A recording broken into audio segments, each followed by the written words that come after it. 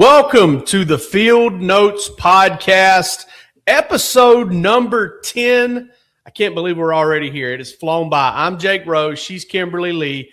And this is Christmas Eve. All right. If you're watching this on the day that it comes out, or you're listening to this on the day that it comes out, it's Christmas Eve. Merry Christmas. We appreciate you guys. Absolutely. And obviously, Kimberly, what's going on with you, girl? Oh, it's Christmas, eating all the good foods.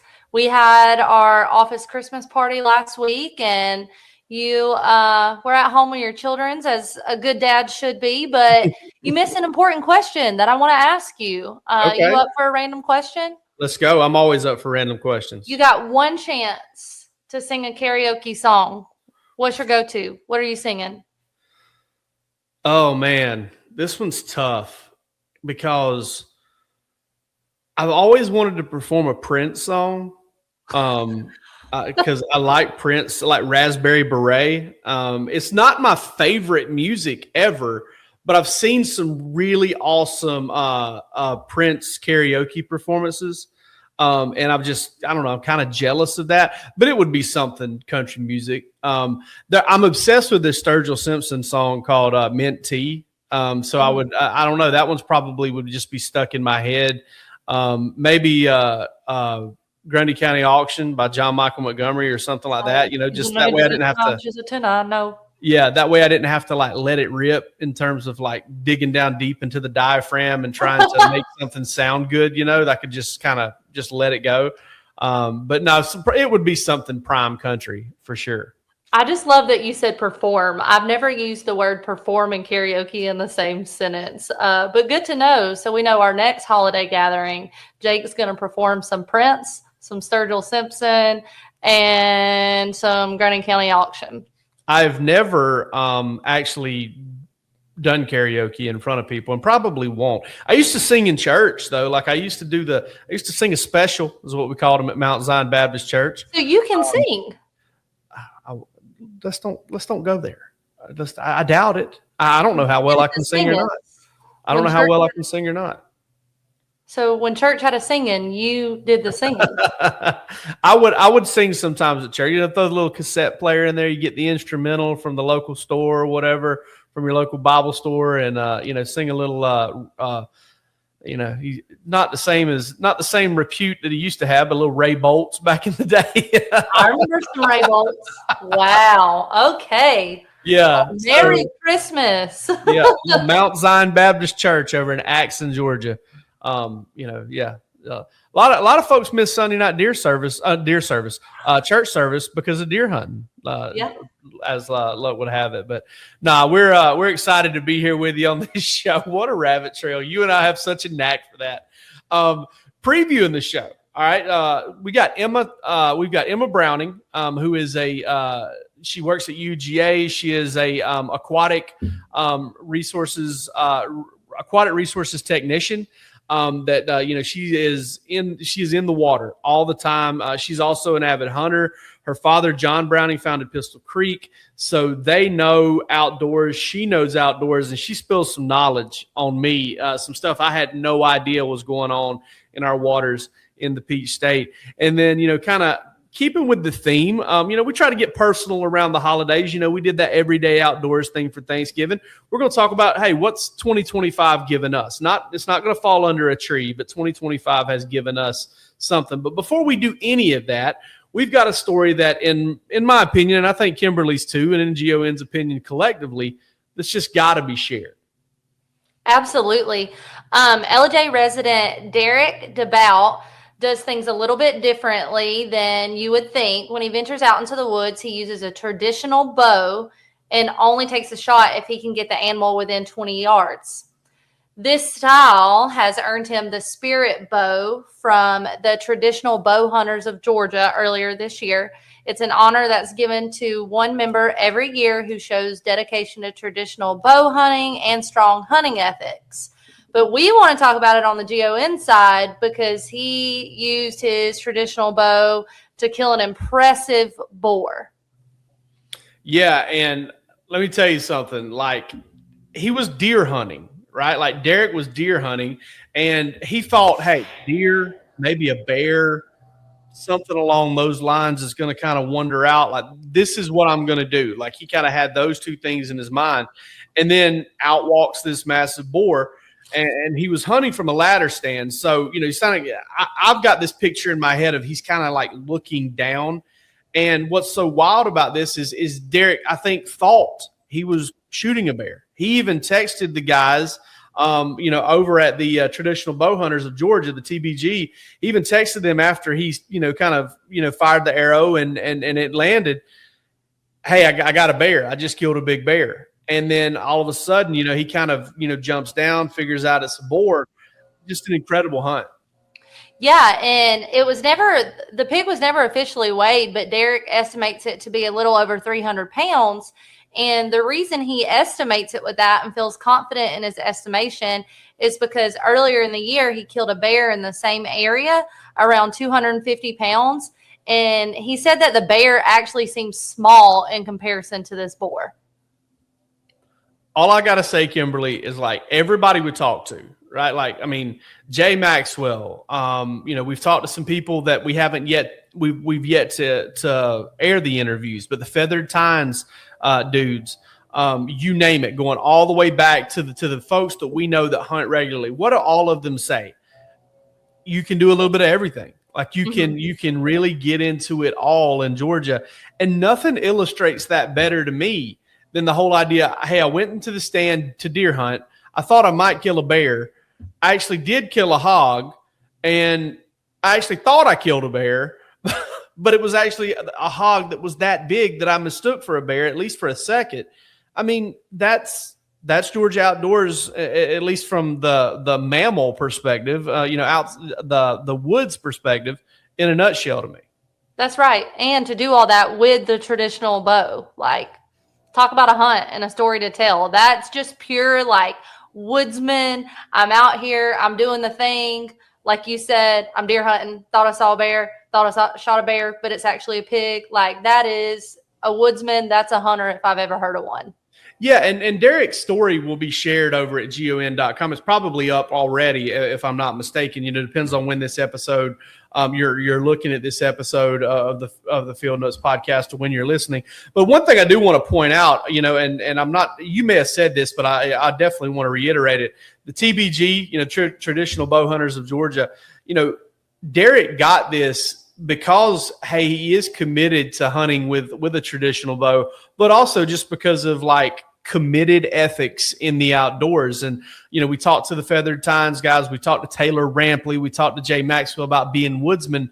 And I don't know, to me, this is kind of an example of if you go out there and you do it right and you do some hard things and you kind of challenge yourself, how rewarding must this have been to, with a pretty primitive weapon you're dealing with here, with a pretty primitive tool, to go out and just take down a hog like that. I mean, listen, I've hog hunted, not with dogs like Ryan Rankin and Carter and those guys do, but I've hog hunted before. I've never dreamed of killing one with a traditional bow. Yeah, same here. It's been out up here. We're deer hunting and we see hogs and you take them, but you got a rifle in your hands, not a bow, certainly not a traditional bow, but for sure. Yeah, I think Derrick's hog harvest deserves to be celebrated as much as his reward there from the traditional bow hunters. And I tell you what, Kimberly, this is something we discussed in the office not too long ago. This takes a country song that came out in the 90s, and it illustrates how full of it whoever wrote Indian Outlaw was, because we've talked about this, and our man Derrick Debout, Derrick Debout kills this thing from 20 inside. I think 14 yards was how close this thing was. Wow. Well, Tim McGraw in that song claims he can kill a deer or buffalo with just an arrow and a hickory bow from 100 yards. No way. It's totally fraudulent. There's no way that was true. So, if you're hunting with traditional primitive weapons, there's no way you're taking something at 100 yards, especially not a deer or buffalo. I mean, come on, that's ridiculous. For sure. I have no doubt about that whatsoever. But There are other elements of that song that also don't make sense, but we won't get into it. It gets me hype every time. Yeah. Like I'm resisting not jams. singing it right now because I just don't know if it's okay or not. So I'm just not going to. I can picture the music video and everything where he's on like that round center platform with the neon lights. He's in like the country bar and Yes. Yeah, that's exactly what it looks like. But maybe we should move on. No way. We're riffing here. We're doing fine. I remember the other day I was actually telling my 10-year-old daughter about, hey, listen, Spotify wasn't always a thing, and Apple Podcasts, or not Apple Podcasts, but Apple Music wasn't always a thing. I remember you sit there and watch CMT all morning long until your song came on, or you listen to the radio all day long until it came on. So those music videos, these kids these days, they don't know, man. They don't know about the music video era. They don't know. I was one. CMT played in the house all the time, and then I'd throw it on VH1 or MTV until when I got off the bus when it wasn't ball season, when I got off the bus at 4:15 and until 4:30 when my dad got home. So, then I had to turn it back to CMT because CMT only in our house. We used to watch it every morning before school. We would watch it every morning before school. It would play. It'd be the last thing that got turned off before we left the house. And then we would listen to whatever radio station was actually playing music and not talking in the morning. Right. So we were very much into the prime country era, and it's why to this very day I gravitate to it anytime I'm looking for something to listen to. But congratulations to Derrick Debout on this hog harvest. This is incredible. He's the big hog with a traditional bow, and the whole idea that you go in there deer hunting. Hey, I might kill a bear. I actually kill a hog, but I thought it was a bear. There was nothing that kind of more summed up hunting in the state of Georgia to me than that, and what makes it awesome, what makes it special. And we talked to so many different guests. We even talk about this with Emma Browning later in the show, about this whole idea of what makes Georgia special. And you just never know. You never know for a fact what you're going to end up with. All right, moving on here, Kimberly. 2025. What is he giving to you? I know comes Christmas morning, maybe even later on this evening, if you're listening to this on Christmas Eve, you may get to open a present. Right, you may get something nice. You may get to do something, or get a gift of some sort. But what is 2025 given to you, Kimberly Lee? I kind of am gonna talk about the year seasonally. That'll help me kind of name off a couple of things. Okay. Mitchell and I got to celebrate our 1 year wedding anniversary, so that was nice and exciting. We did our favorite thing and hopped on the Moomba and went out to the lake. This year has brought a lot of time with family. I've gotten to spend a solid amount of time. I've done some lake fishing, some trout fishing with my dad, with my brother.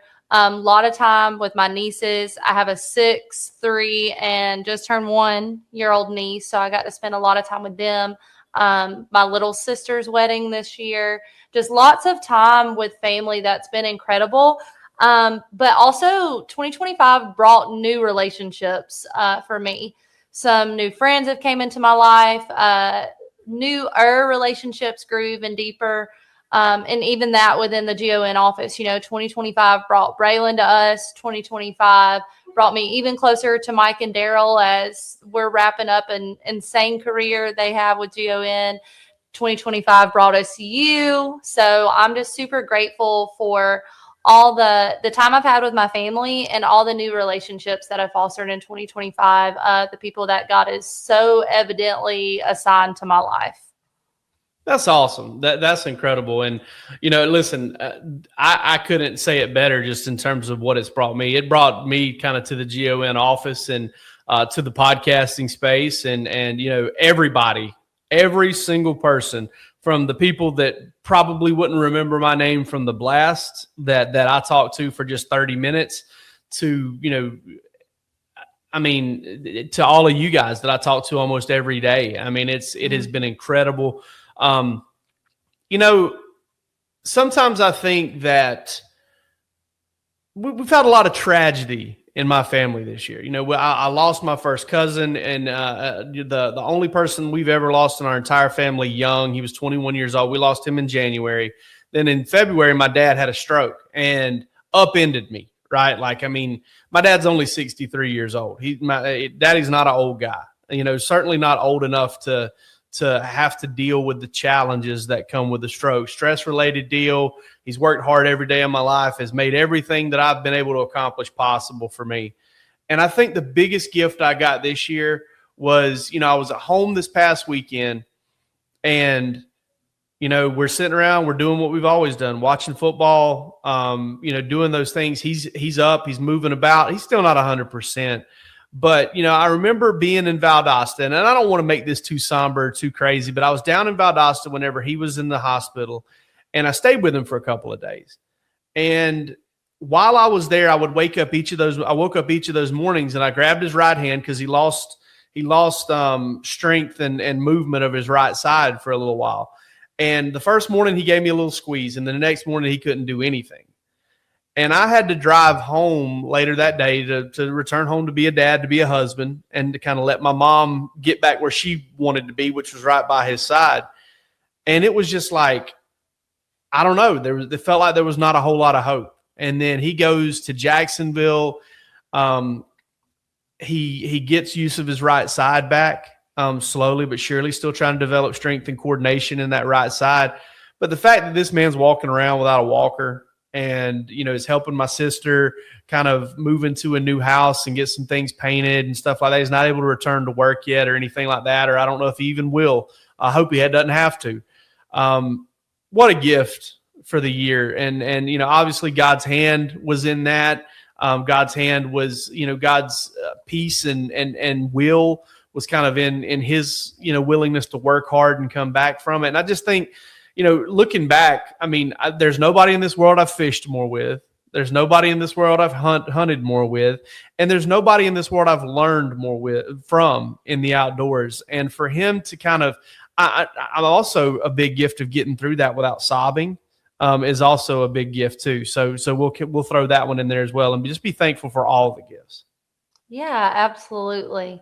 I'm happy to hear that, and that's sweet. That's a sweet report. I'm glad to hear that from this weekend. I forgot to mention a super cool gift. This is a material gift. I'm sorry to bring this up, but it's a meaningful material gift. Braylon, our office artist, drew us all those custom Christmas cards. That's right. And I shed some tears because there was some serious thought and connection that she put into each one of them. And in time, it was just super cool. Those of you listening and watching, she drew each of us a Christmas card. And if yours had a Santa on it, that Santa was doing something that you care about. Like mine was lifting weights. Jake's was fishing. Daryl Kirby's was in a sauna, like just different things like that. And it was, oh my gosh, my heart. And then it came with an item that each of us love and care about. Like you got some key lime yogurt. I got an Alani. So hands down, one of the top gifts I've ever received because it was from here, and just same thing, going back to those relationships that God has assigned to my life this year when I've needed them most. That is incredible. I'm so glad to kind of hear how you were blessed this year because, even with a lot of tragedy, even with, losing some folks close to me this year, still blessed. Yeah. And I know that all of those people, Alex, my cousin, and a couple of mentors that passed this year that I've loved for a long time, I know that they would all be, very happy to know that right here at Christmas time that we were able to kind of, single out what's made a positive impact on our lives and what's kind of gotten us there. And, I've reconnected with the outdoors this year too. That's another incredible gift that I've gotten. I've fished more this year than I did last year, hunted more this year than I did last year. It didn't take much. And on our next show, just a little bit of a preview, we're going to get into what we want to accomplish in 2026. But before we do that, we've got to talk with our friend Emma Browning, UGA Aquatic Resources technician. Let's get to it. Next up, Kimberly, here on the Field Notes podcast is our friend Emma Browning, UGA Aquatic Resources technician. She's a fisheries expert, and she got a degree from Georgia in basically fisheries biology. She'll probably be able to articulate that better. Her dad, John, runs Pistol Creek, and has been involved in that for a long time. So she hunts, she fishes, she does it all. Emma, welcome to the podcast. Thank you so much for joining us. Hi, thank you guys for inviting me. I'm very excited. Yeah, I started kind of talking to Mr. John, your dad, when I first started at GON, and all he had to say first thing he did was when he found out that I love trout fishing was he had to brag about his oldest daughter and what she does every day. So instead of me repeating what he said, I'd love for you to kind of like tell your story about growing up in the outdoors and how you got to where you are today. Well, how I got to where I am today is a very long and drawn out story, so I'll try to condense it as much as I can. But I grew up outside. I mean, I'm sitting on my parents' back porch right now. I'm looking over the Blue Ridge Mountains, and so I grew up coming up here. And my dad guided trout fishing when I was a kid, and I kind of just grew up like tagging along, learning how to fly fish, and that's kind of where it started. And as I got a little older, I kind of moved into the whole deer hunting thing, and really kind of found my groove with that, as we transitioned a little bit away from fishing as much. Oh, that's a lovely photo you've got there. But we kind of transitioned to deer hunting a little bit, and that's what overtook my life. Kind of forgot about my love for fishing for a really long time, and was kind of just in the we're going down to the Elberton area every weekend hunting, and just kind of grew up doing that. And then kind of fell out of love with that for a little bit as I got to my teenage years. And then when I was looking at college, I knew I wanted to do something with animals. And I had kind of come back and forth of what I could do. And then I looked into going into wildlife biology and doing game management with deer and turkey. Because about my my 9th or 10th grade year, my dad started Pistol Creek.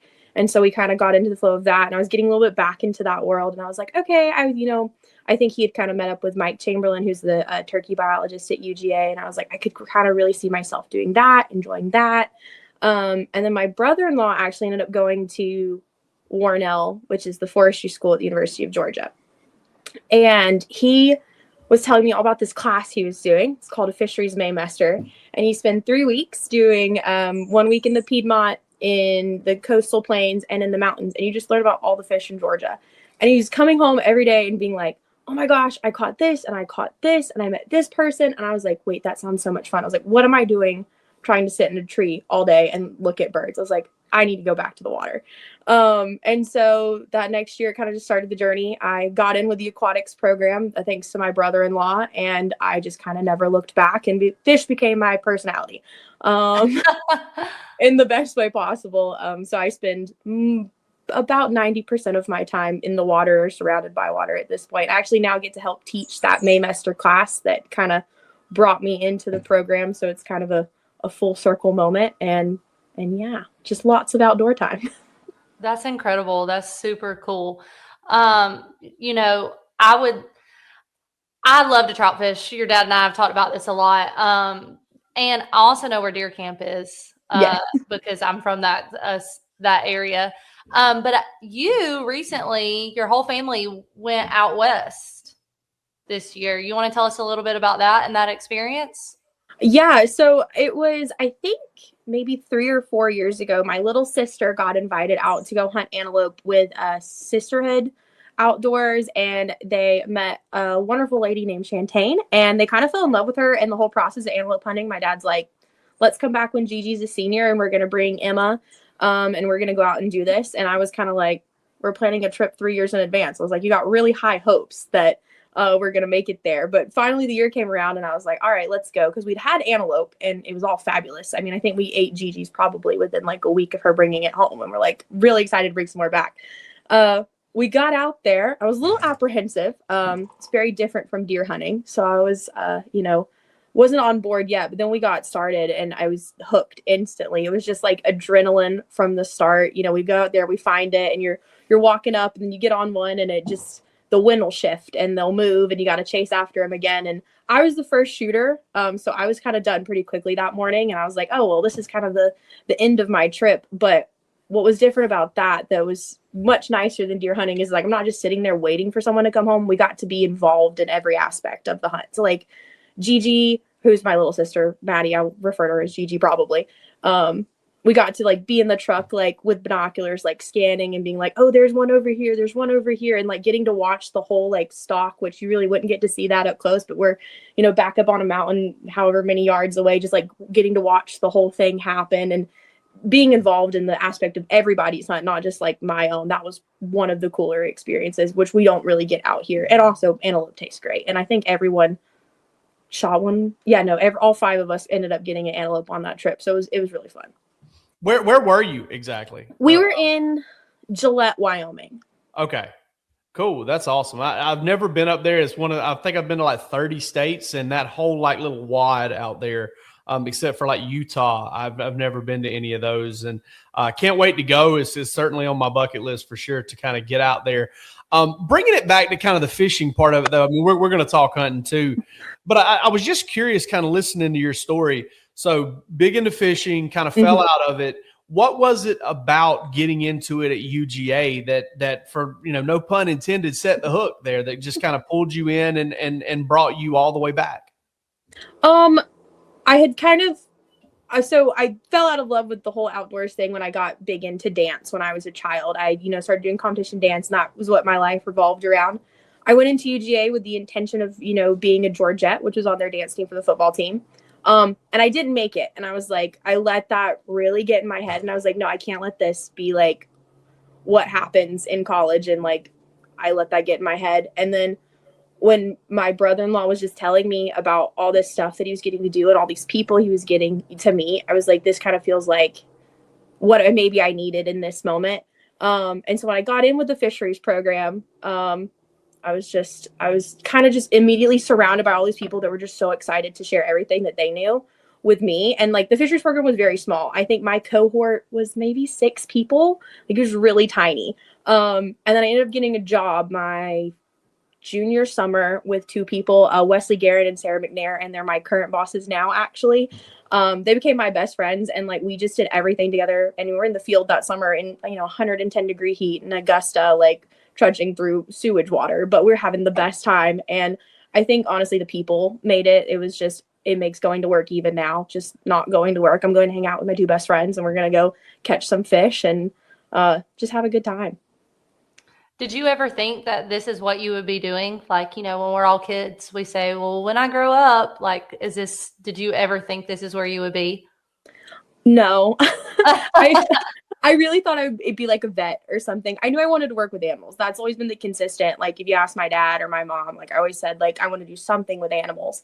I never thought I'd be a scientist. Like even growing up, like in school, I was like, I'm not a science. I'll never be a scientist. I don't know why I'm learning this. So no, I did not think I'd end up here. I'm happy that I did, but that was never in my wheelhouse as a kid. So when you look back at your studies and from Georgia to post grad and what you've done professionally, what are we facing here in the state of Georgia in terms of fishing and the health of our fish? You know, the deer side, we've got CWD and EHD and all of that stuff. What are kind of our complications here with our fishing population? And I know it's kind of diverse when you start talking about trout, bass, panfish, but what are we looking at? So my job, I mainly, I focus on, I guess, more smaller scale fish. I look mainly at aquatic nuisance species. So my team discovered in 2020 a little fish called a weather loach in McNutt Creek in Athens, Georgia. So if anyone's familiar with the Athens area, it's over there on Macon Highway going out of town towards Oconee.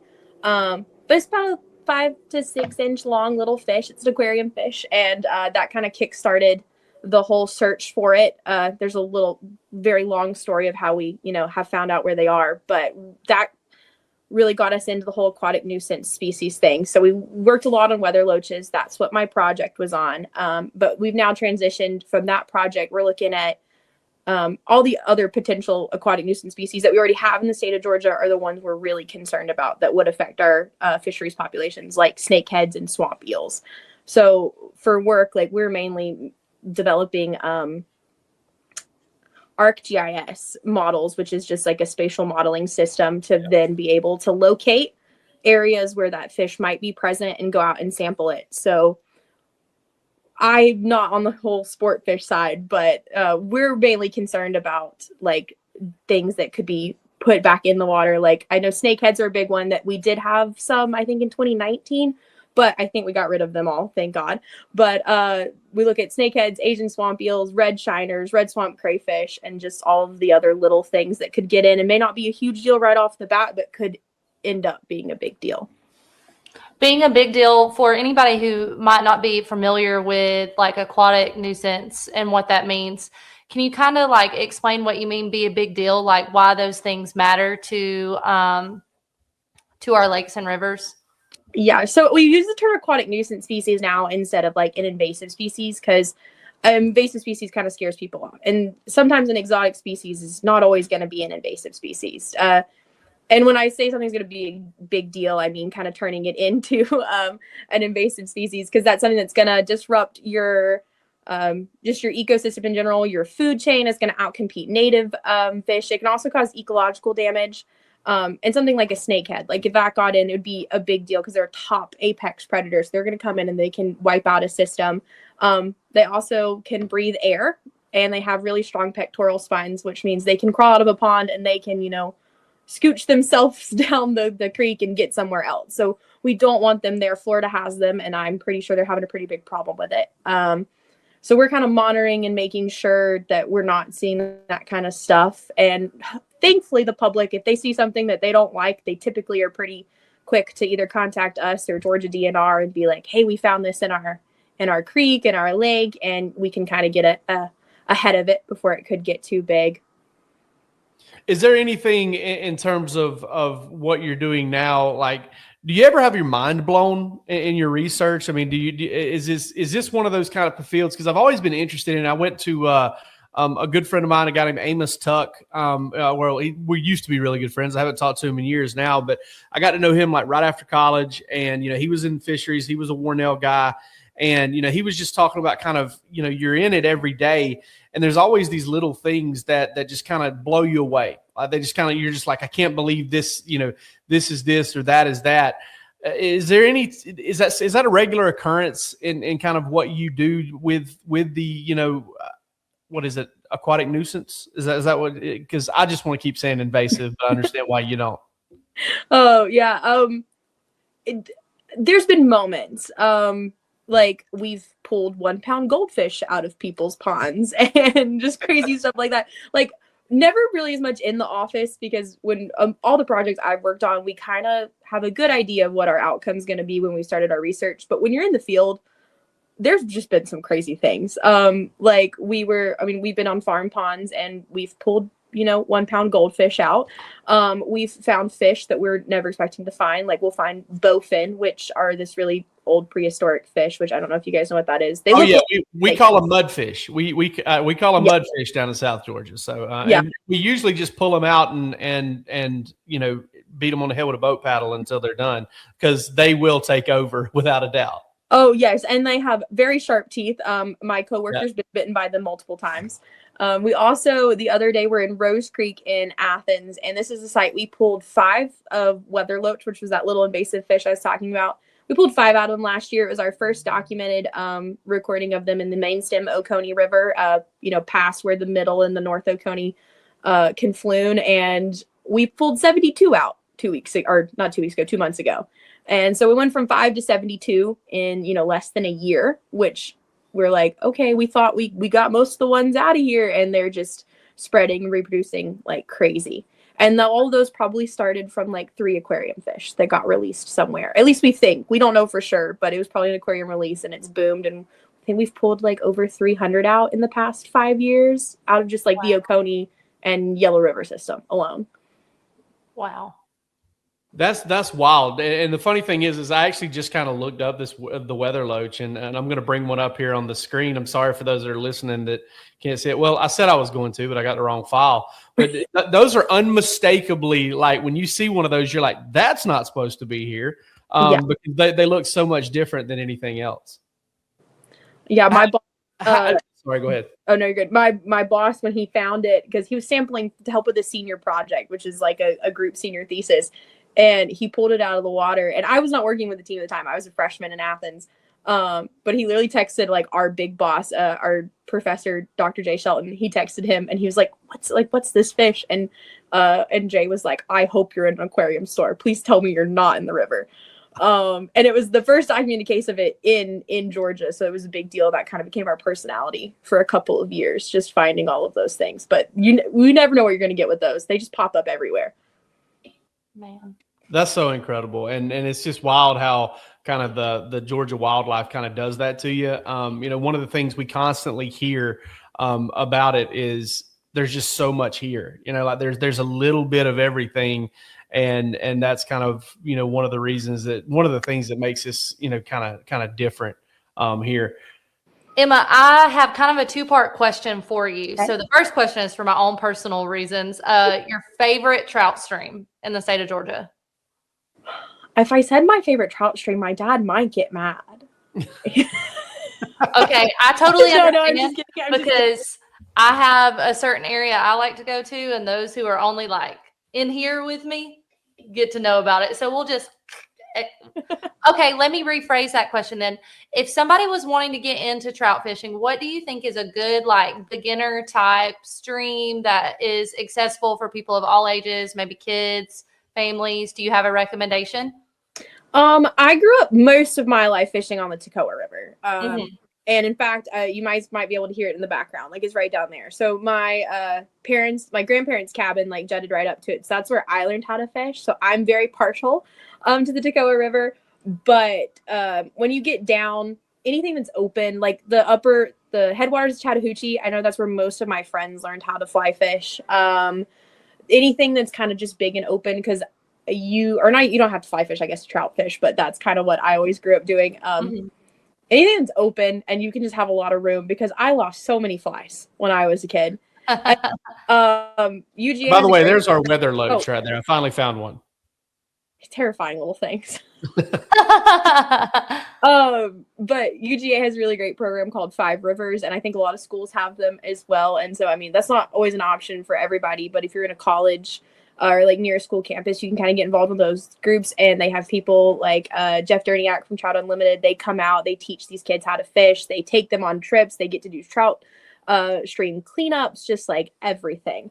And it's a really great program if you want to get into fly fishing and, maybe don't have the resources to do it when you're a kid.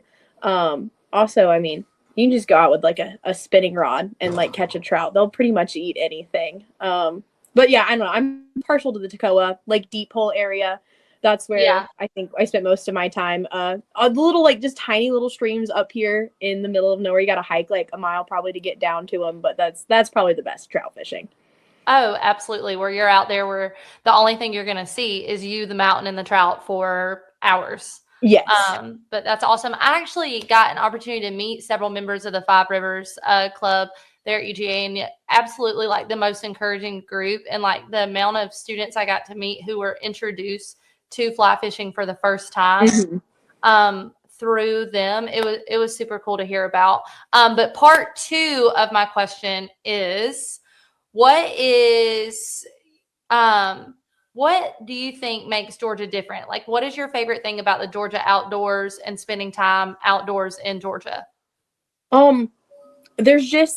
There's so much. I mean, we go from, I can be up here in the mountains one day and I can be on the coast the next day catching, red drum, or I can be up here snorkeling and looking at tangerine darters and all the little like colorful fish that you never would have known existed. I just like that there's so much diversity. Like I can kind of do whatever I want to do, like at least fishing wise. If I want to be in the coast, I can be there. I can be on a lake in the Piedmont somewhere. I can be up here. There's just endless amounts of things to get into. Now, you've done a little bit of everything, and hope to talk to your dad at some point on this podcast and kind of talk about the origins of Pistol Creek. But obviously, you saw that kind of grow and become what it has become. But having done what you've done, what's your go-to? Like, if you had one weekend to just, one weekend left as an outdoors woman, what would you do? Oh my gosh, I'd probably have to make a road trip around the state. I'd probably start out. There's a great little place on the Conasauga River called the Conasauga Snorkel Hole. And you can get up top, and then most people wear a wetsuit. I am not a wetsuit believer. I think the water's not that cold, but some people might want one. Look what you grew up doing. Yeah. You get up there and you can just like kind of coast, and you'll see freshwater drum. You'll see, I think, spotted gar. Wow. There used to be buffalo in that stream, I believe. I've never seen one. You'll see holiday darters, all of the like most and colorful Alabama shiners, and it's stunning. And you can float. I mean, we go up there for fun. We teach a class up there, but then like me and my friends will go up for the weekend, camp out, go snorkel, like just for funsies. And then now, where is this place, like geographically in Georgia? It's on the Tennessee-Georgia line. So I believe the actual snorkel hole is in Tennessee, but it's right there going up into Chatsworth. Like I think Chatsworth's probably the like town. Northwest Georgia, right? Yeah, Northwest Georgia. That's probably where I'd start out. I might make a pit stop here at Deep Hole at the Toccoa River because that's where the tangerine darter is, my all-time favorite fish. Which if you've never seen a picture of that, I highly recommend looking it up. It's beautiful. And then I'd probably head down to the deer camp, which later became affectionately known as Pistol Creek. The lake down there, we do spend a lot of time over the summer. If you're not catching the common theme, I just like to be in a body of water at any given moment in time. And then if the opportunity presented itself, I'd probably go sit in the woods in my all-time favorite stand, which is the Horseshoe Field, and ask anybody. That is the only place I've ever sat, but I do pretty good at it. And yeah, that's probably what I do for my last weekend. I would just go everywhere. Maybe make it to the coast if I had time. Oh yeah, there's there's your tangerine darter. That is a pretty cool looking little fish right there. That's a great little setup there in terms of kind of what you would do. I didn't when I thought to ask you that question, I didn't think that you would jump around the state like that, but you did. Oh, yeah. Which is awesome. Last question, not confining it to the state of Georgia, but it could be in Georgia. What's on your to-do list? Like what's the one thing, like if you had to prioritize it, say that it's the number one thing I got to do, what box are you trying to check off? That's a really hard question. Like it's a hard one for most people. No. We found that out. I don't know, my lifelong dream, and it has been for a while, and it's like not even like I really want to go cage dive with a shark. Like hands down, I want to go see a great white shark like before I die. That is like top priority, but that's not super achievable at the moment. And it's a little dangerous. My mother might like lose it. That's okay. This is dream excursion. It doesn't have to be like reality yet. Yeah. And I think we're looking at going elk hunting next year, which that has been on the top of my bucket list for a while. So if that does pan out, I am pretty excited about that. Nice. Very cool. Emma, this was so much fun. Thank you so much for educating us, for kind of taking us around the state and just kind of telling us what's in our water and what else we got going on. It's great. And we really appreciate you. I hope to have you on again. Yes. Thank you guys. It was so much fun. Yeah. Thank you, Emma. All right, Kimberly, what did you learn? What stood out? Because first of all, when we finished that interview with Emma, I told her, I said, hey, if you haven't thought about it yet, you might need to get into the podcasting thing because she is so comfortable and so easy to talk to and easy to have a conversation with. I loved everything about it. Yeah. The first thing that kind of stood out to me is the streams and bodies of water I've been in my whole life have way more than what just meets the eye when you're looking at them. I'm a mountain girl and I'm used to being able to look in the stream and you see the trout and, depending on the body of water you're on, you might see a shoal bass. But to my knowledge, that was like it. But to know there's all these like crazy colorful fish that if you choose to snorkel in those same streams you can see, like I would have never known ever. You're so right. And at the same time, there's another layer of that to me. And it's like, there are people out there identifying this, managing this, studying this too, and it's something that I knew, right? I mentioned in the interview, like I knew somebody, right as I was getting out of college that was into all of this and one of the smartest dudes, by the way, I've ever gotten to know in my entire life. Just incredibly intelligent when it comes to those things.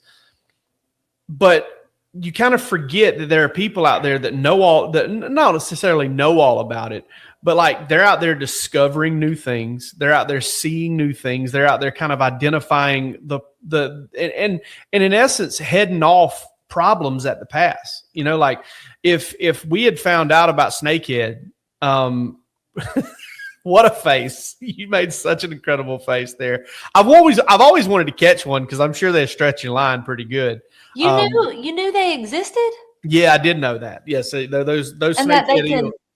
Yeah, I didn't know that. I didn't know they could breathe air. That's creepy. All right. Is that a South Georgia thing? No, I don't think so. I mean, obviously they say that's in Florida, but I mean, I think I learned about that off that River Monster show with that dude. Like, I'm pretty sure that there was an episode with some snakehead in that.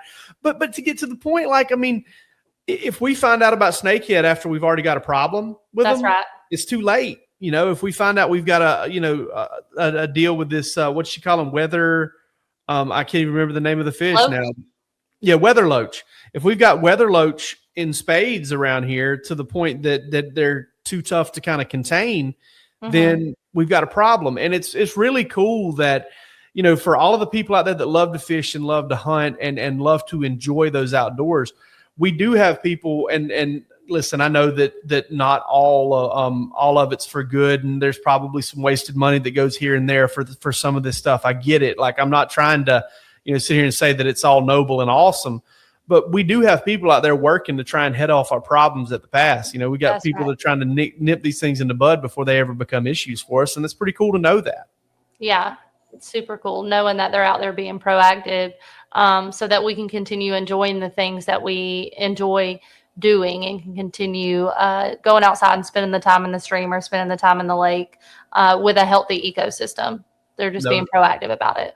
No doubt about it. And I can't wait to have Emma back on at some point to talk, because I mean, she's so young and she's going to continue to kind of work her way up, see new things, be involved in different things, learn new things that she can share with us without a doubt.